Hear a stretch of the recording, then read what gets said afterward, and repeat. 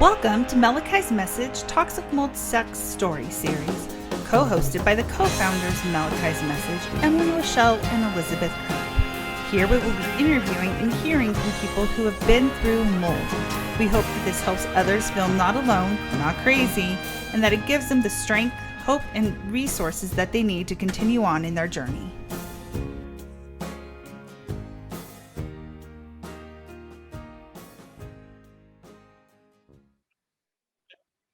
Hi, my name is Elizabeth Kripe, and I am the co-founder and executive director of Malachi's Message. I want to first give a shout out to one of our sponsors, the IBEW Local 66 out of Pasadena, Texas. They are one of our line construction union companies in Texas. They're amazing. They hire guys, they work with vets, and they're the ones that are keeping power on in the Houston, Texas area. So make sure you go check them out. Today we have an amazing guest. I'm very excited about this conversation. This is Jenipher. She is a health wellness guru, coach, everything. I don't know how to describe her properly. That's awesome. I will let her do that in a second, but we're very excited for the conversation today. Jenipher, thank you so much for joining me. Oh, thank you, Elizabeth. Thanks so much for having me. I'm excited to be here. So what is your official title? I know we've had a lot of conversation around what you do and how you do it, but I don't know that I've ever gotten the official title. That's great. Well, I guess my official title would be a wellness guide. So that is through my company, Jenipher Wellness. I've been a personal trainer for 20 years. And the reason why I tell people that is just because it's always been my passion to help people. Fitness is extremely important. Movement is very important. I didn't know that it was actually just a small portion of whole health. And with my personal journey and experience, I rebranded my business, started Jenipher Wellness for basic whole health healing in a toxic world, because unfortunately our world is very toxic. So I incorporate that along with my holistic health coach certification. I'm also a certified intuitive, and I'm currently enrolled for Therapeutic Nutritional Counselor program. Like I said, guru, just health, holistic. Guru, you covered it all. So real quick, I want to go into your journey and your toxic experience. But first, I just want to clarify, as a wellness guide, you do work, if I remember correctly in our previous conversation, you said you do work with people and their functional medicine doctors, correct? So you work hand in hand with them. I know that's a big deal for a lot of people that we've talked to.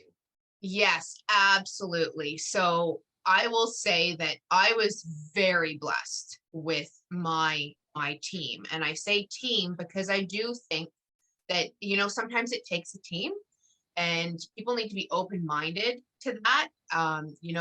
Quite frankly, nobody is an expert in everything. That's just not how life works. And we can be very knowledgeable, which is wonderful. And in my case, I do educate people in a lot of different realms of healing.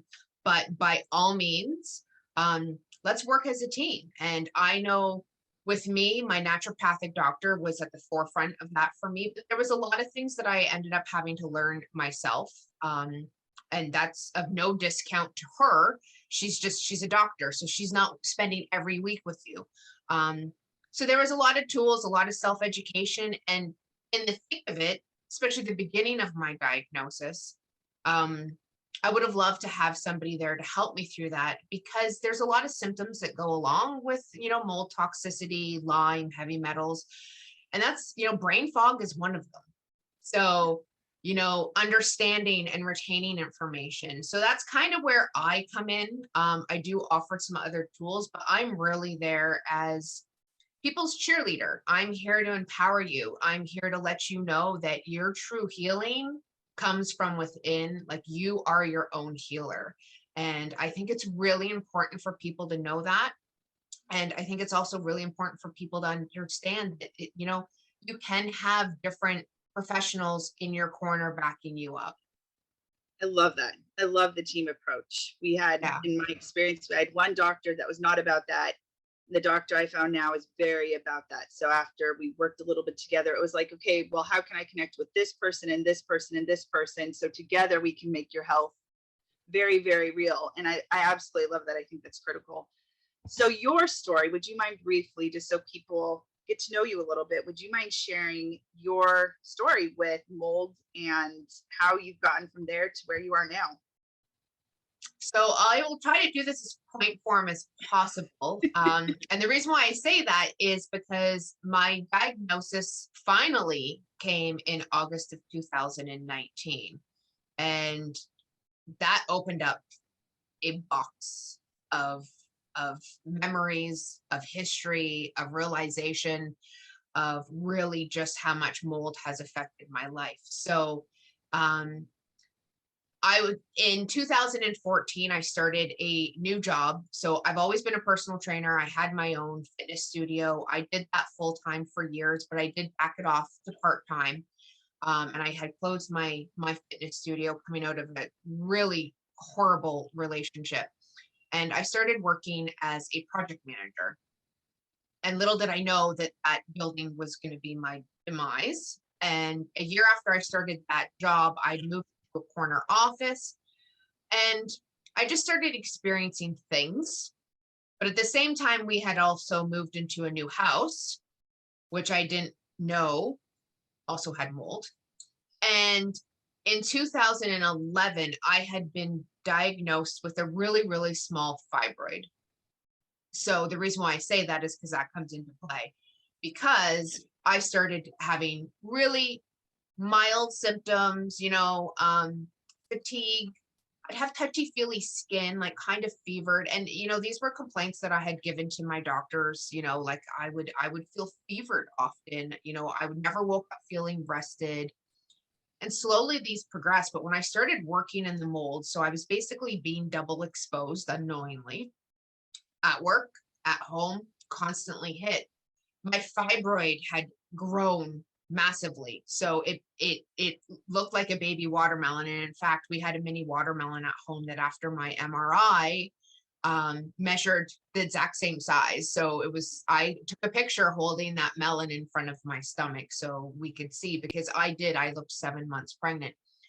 But my point to the fibroid story is that going through the system, everything was blamed on my fibroid or mental health. There was never any true digging.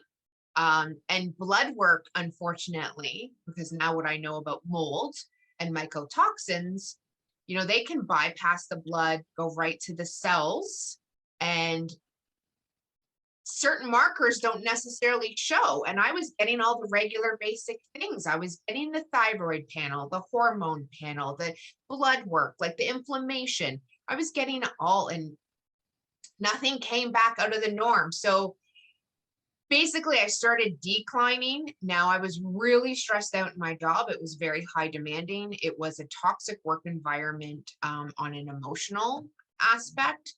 I was on call 24/7. Life on the personal front we had been experiencing some pretty hard things. My husband was in a major car accident and he ended up being off work. He ended up having to switch careers. He couldn't go back to custom carpentry because of his body. Like, there were so many things that played into it. So I'm going to doctors. I'm being told that it's mental health, which my mental health absolutely was affected, and it was getting really bad. But I had all these other things that was blamed on the fibroid. So I was lost in the system about my symptoms, about the fibroid. It took a unfortunate miscarriage in 2018. And I had actually gotten so sick that I went on a medical leave in January of 2018. So it was the miscarriage that was finally flagged, the fertility clinic, because, we've been struggling with fertility as well, that, oh, maybe she does need surgery. Maybe this giant mass is affecting her fertility. So for me, it was like, okay, that's going to be the golden ticket, right? Like, I'm going to get this thing out and I'm going to have my life back. Because at that point, I was waking up exhausted. I was on the couch. I was lucky if I got the dishes done. I told my psychologist at the time that I felt like I was literally living in the twilight zone, because my day would go by so slow while living it. But yet at the end of the day, it was like, where did my day go? Because I also was having extreme memory loss. I was stuttering, I was not speaking proper sentences. I was experiencing things like high step gait. So I would just be walking and my leg would lift like it was, going to step up onto a step, and there was no step. It was just the neurological component of things. I was just really falling apart. And after the surgery, unfortunately, nothing changed. So I started digging. I reached out to a naturopathic doctor. We started treating candida and adrenal fatigue, but my youngest dog, unfortunately, was diagnosed with lymphoma through all of this. So our money, quite frankly, because I was on an unpaid medical leave, I could get no financial assistance, and the insurance company denied my claim, which I ended up having to go to court. So through all this, I ended up in 2 major lawsuits. And I was putting my dog through Western and Eastern medicine treatments, which was all out of pocket. And I said to my doctor, because naturopathic doctor is all out of pocket as well, I said, I can't do any testing. Like, my dog is my priority. I'm a dog mom. And Jersey did really well for 19 months, and then we lost him when he was 7. And when we lost Jersey, frankly, my life collapsed, because I had him in Dakota, and Dakota, our other dog who's still with us, was like shook to her core. And these were my teammates, people, like, quite frankly, I'd been isolated, so they were my support, my therapy, my everything. So at that point, I was like, all right, let's do some tests, because there's got to be more. And at that point, I was suicidal.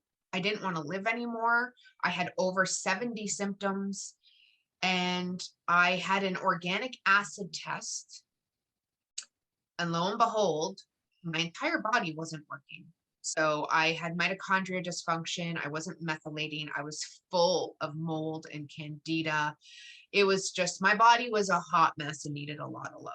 So where did you go from there? Because you are obviously now speaking in full sentences. And like we've talked, your dog is there. Mine crawled under my chair. So your life is very much on a different page than it was then. So absolutely. What were some of the major things that changed for you in mindset as well? And I know we're going to talk a little bit about emotional health, but how did you get from that point of being suicidal and finding out your entire body was toxic to being the person you are now? So I think for me, and I know people don't like this term, but I do refer to myself as a moldy. Straight up, I call myself a moldy, and I've always had the case of the Y syndrome, is what I call it. For me, it's a term of endearment. People call me Jenny. Like, it gives this affectionate spin on things. And the reason why I explain this is because when I was finally diagnosed, I didn't make me about my diagnosis. The label didn't affect me. I wasn't going to be my diagnosis, but what I did do is I took that diagnosis and I allowed it to empower me.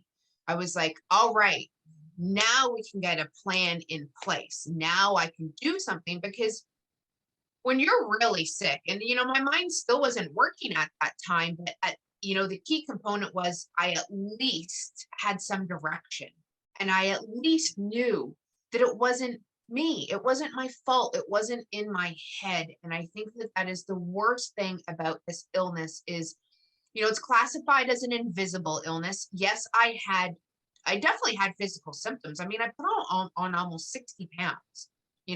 As a personal trainer, I went from like slugging really heavy weights, passing them to like really, built men, to like being on my feet for 16 hours a day. Like, people called me the Energizer Bunny. So I literally went from go, go, go. I was strong. I was fit, to like gaining all of this weight, not being able to hold my balance. So like, it was one of those things where it was just like, okay, I didn't want to get my life back per se, but I knew that I just needed to go forward, even if it was like baby steps, which quite frankly, that's what chronic illness, environmental illness, invisible illness, I mean, that's really how you have to look at it. Like, every motion is forward. But the hard thing about it is, like I said, I didn't have I wasn't walking with a cane, I didn't have a cast on. There wasn't this visible to the outside world. And a lot of people, because of their programming, and this is another thing that we really have to realize, is that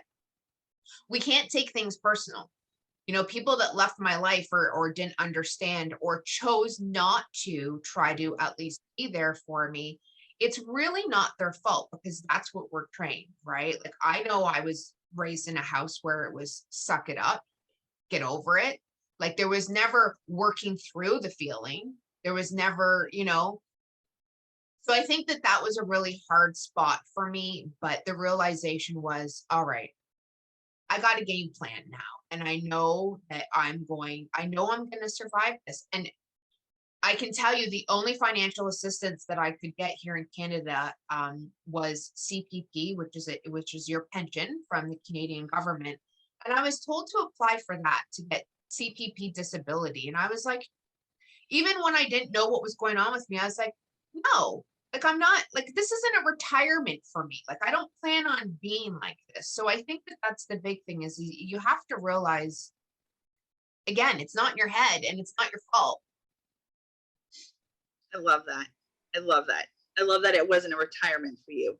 So I feel No. like that's how a lot of people feel, right? Like, my life, this is it. This is the end of my journey. I'm just going to live with this for the rest of my life. And I love that it's not at all. It doesn't define you. No. Like, I know we talked earlier too, in the last time we spoke, and I loved that you said, oh, what was it? Everything happens for a reason, and that's not true at all. Like, everything happens, and you said there's a lesson to learn from it, which is exactly what you just stated. Like, it happened to you, but there was something that you learned from it, and because you chose to learn from it and move forward in it, like, let's pull from Elsa and Anna, do the next right thing, that you were able to get to the point you are now, which is incredible. Absolutely. Yeah. So I know we talked earlier, and we talked about how emotions can play into your physical health. And I just appreciated your perspective on this so much. Would you mind for a few minutes just talking through that? Because I know that's something that a lot of people might, in the back of their head, unintentionally be connecting, but to put words to it for them, I think would be huge. Would you mind talking about that a little bit? No, And your experience with that? no, for sure. So I think the big thing is when we really tune into our emotion, self-compassion needs to be a big part of this.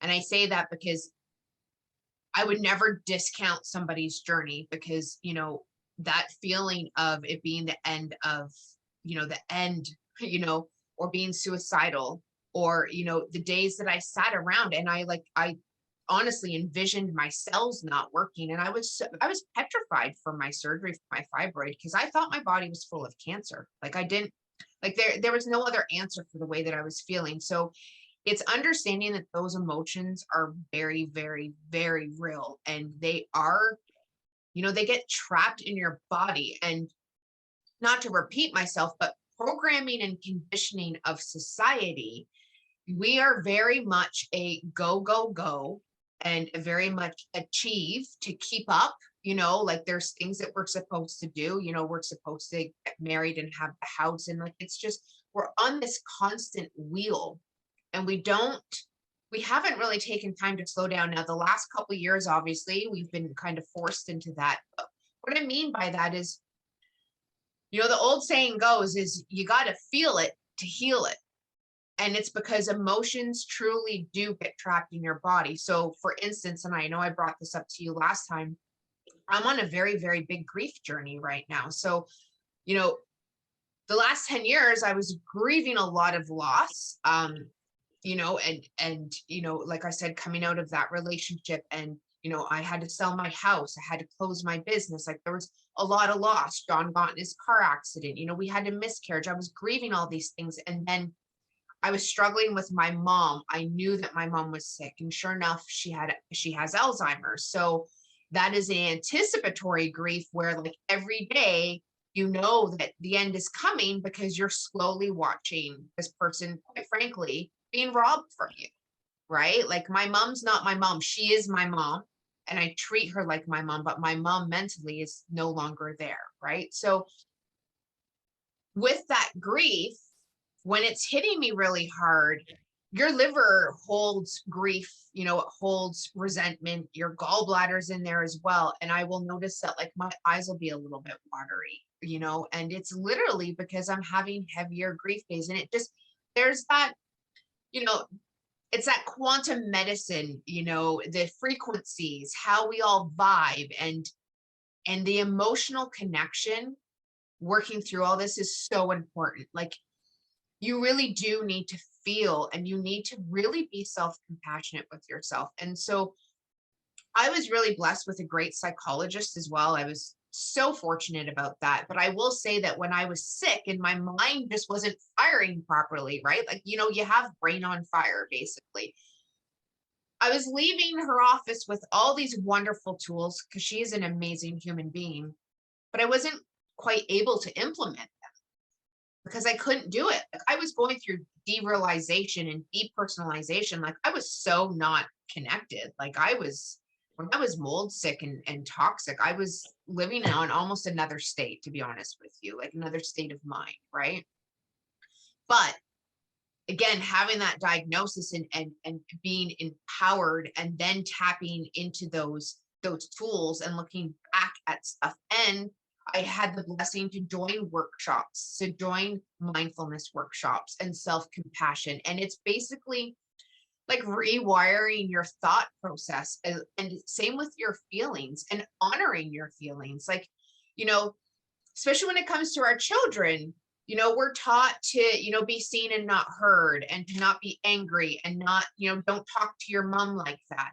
But when you're expressing yourself in frustration, it's, you know, it's not personal towards your parent. You are also human. So it's also going back and doing that inner child component, and just realizing that, you know, at the end of the day, all that love that you give out, it truly needs to come to you first, like genuinely. And we're not in our society taught to love ourselves. We're just not. And for me, I was a serial people pleaser. You know, I put all of my, unfortunately, all my worth into other people's hands. Like, I always wanted approval. You know, I always wanted to be validated, and I didn't do it for myself. And I think that that left me really disconnected. And it was another component of why I got hit so hard, you know, why my toxic bucket like really overflowed. Man, I don't love that, but I love that you can acknowledge that there is so much connection there between essentially the trauma you're going through with mold and how your body is absorbing it, and how those two things do truly work together. So it's not this, you know, oh my goodness, my body is stressed, that must, like, there's a connection there. And that's not something people are talking about, which I think is incredibly important. I'm very big on grief. Anybody that knows me, like my poor husband, but I'm very big on acknowledging what's happening and working through it, and acknowledging what your body is doing. And we're very big in our household on, like, our kids are able to express, you know, how are you feeling about this? And you're not going to offend mommy or daddy. We just genuinely, like, this is the time where you can tell us, and you're not going to get in trouble. We just want to know how you're feeling, because they absorbed it too, right? Like, my daughter has an incredibly unhealthy attachment to stuffies because she was one, and that's the only thing she remembers losing. So for her, her grief comes out in big ways when we talk about her dolls, or if we have to get rid of one. So I love that. I love that you just touched on that. The last thing I really want to touch on is, you said, and I'm going to read it to make sure I say it exactly correctly, your actual environment is the root of your health. What do you mean by that? Can you dive into that a little bit? So with that being said, your environment really is, you know, where you house yourself or even where you work. So there's many factors to that. And we don't realize just how sick our buildings are. I know when I first started this journey almost 3 years ago, it was estimated that 50% of buildings had mold, and that half of those had toxic mold, where now they're saying 70%. Yes. Okay, so it's really increased. our environment from a actual like physical, chemical, toxic aspect is extremely important. We weren't taught these things. We were not taught about water damage, how quickly it needs to be cleaned up, and that, mold starts growing in 24 to 48 hours. And that, when you see mold, there's a lot of invisible spores that go out like 4 feet from that, and they're airborne. Like, there's so many factors that come into play. And then, not only the mold, but, we've got candida in the air, we have bacteria in our dust, we have chemicals like crazy being used on all of the materials in the house. If it's not furniture that you have delivered to your house, if it's not, chemicals that you're using to do your laundry, if it's not the glue used down, during flooring, we are just constantly being hit. And then, and that's with any building. That's not just our home. So places that we work, places that we shop, there's all of those components. There's the fragrances that we use. And I will tell you, I was the worst for those fragrances. As a personal trainer, I quit smoking and I started smoking again because I was stressed. You can put whatever reason you want on it. And I was very honest. Like, that's one thing, I've always been an open book. So if a client were to ask me if I smoked, I would tell them. It wasn't necessarily something that I hid, but it was definitely something I was ashamed of, right? Because I was a personal trainer. I was working in the health industry. So I was that girl that, when I would have a split shift and I'd go home, I'd have a cigarette, I'd take my clothes off, I'd throw them in the dryer with a dryer sheet, to get the smells out. And then I would like drive my car back to my studio and I'd squirt my perfume. I was that girl. And again, these are all toxicities, right? And this is a burden that us as humans and our planet have not been used to. And then, you could even go further to say, this green movement, which is now sealed, our buildings tight, people are prone to turn on the air conditioning rather than open a window. So we're not getting that fresh air. There's just so many elements to it. Recycled clothing.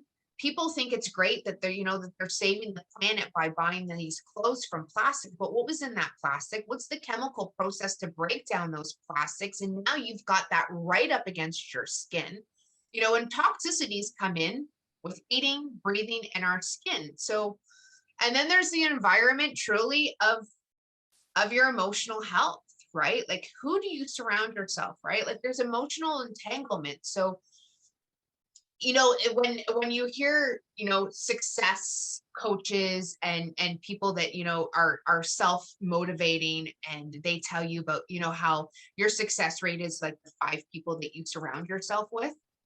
Well, it's the same as your emotional rate, right? Like, it's this entanglement. So who are you surrounding yourself with? Are you close friends with somebody that, doesn't have a meter for themselves, that flies off the handle? Like, there's so many aspects to it, that our environment it's your makeup, and you have options. You can make decisions for yourself, and sometimes those decisions are really hard. I had a lot of people walk out of my life, but I've also had to put my foot down with some things, because if it rattles me, if it doesn't feel good in my cells, I can't go there, because I know that that's not good for my health, literally. Yeah, I love that. So I read your story in depth. You have it in 2 parts online.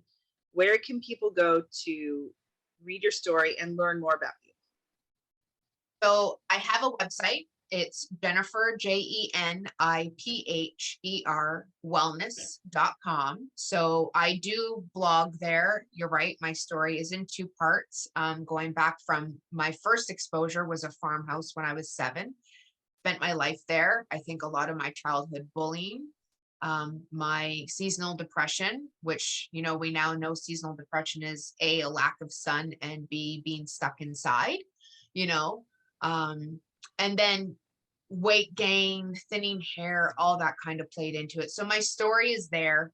My big T and my little T traumas, which are very, very real.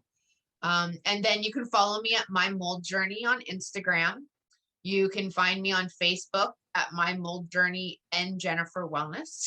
And I just recently actually started a YouTube channel because I kind of feel like Instagram and Facebook are doing this like echo chamber kind of thing, and they're not really reaching a lot of people. And there's a lot happening right now in the health world. So I share my story openly, not for attention, but because I genuinely want people to know that healing is possible and they're not crazy, and that there is life on the other side of mold and Lyme. Man, I love it. And I know some of you, if you were listening to this, you heard her talk that she's in Canada, but she does work with patients in the US, correct? I do actually globally. Yes. Yeah. Oh, globally. Because it's a remote service. So depending on your time zone, and I offer coaching, I offer muscle testing, bioresonance feedback. I'm also, for those that might be a little woo, I'm definitely intuitively inclined.